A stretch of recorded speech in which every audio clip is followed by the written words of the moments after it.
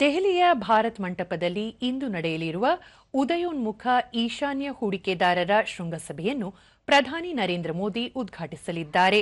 2 ದಿನಗಳ ಕಾಲ ನಡೆಯುವ ಈ ಶೃಂಗಸಭೆಯು ಈಶಾನ್ಯ ಪ್ರದೇಶವನ್ನು ಅವಕಾಶಗಳ ನೆಲೆಯಾಗಿ ಬಿಂಬಿಸುವ ಜೊತೆಗೆ ಜಾಗತಿಕ ಮತ್ತು ದೇಶೀಯ ಹೂಡಿಕೆ ಆಕರ್ಷಿಸುವ ಗುರಿ ಹೊಂದಿದೆ. ಉದಯೋನ್ಮುಖ ಈಶಾನ್ಯ ಹೂಡಿಕೆದಾರರ ಶೃಂಗಸಭೆಯು ಸರಣಿ ರೋಡ್ ಶೋಗಳು ಮತ್ತು ರಾಜ್ಯಗಳ ದುಂಡುಮೇಜಿನ ಸಭೆಗಳು ಸೇರಿದಂತೆ ವಿವಿಧ ಶೃಂಗಸಭೆ ಪೂರ್ವ ಚಟುವಟಿಕೆಗಳ ಉನ್ನತ ವೇದಿಕೆಯಾಗಿದೆ.